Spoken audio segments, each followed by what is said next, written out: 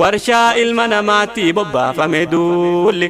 shamarran islaamaa jallisuuf olii gad utaalli hammaate baranaa kan yahudaa lolli uffatan ta'in kan mul'atu alli uffannaaf dhiheessu akka bittuuf yaalin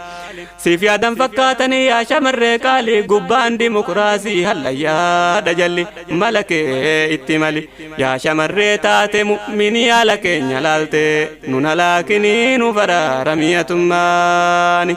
kaayyoon jaraa fagoo barreessus kamana fageessu yaa qarree islaama atuuni agartaa kaan immoon dhageessu sitti duulaa jiru jarri yoomuu gadin teessu akka ifii ta'an sanaasillee irra geessuuf sunnaa ifii jabeessuudha harka jaraa micciiruuni haala keenya laalte nun halaakinii nu faraaramiyyatummaani Allahu ya Rahmani Allahu ya Rahmani haala keenya laalte nun halaakinii nu faraaramiyyatummaani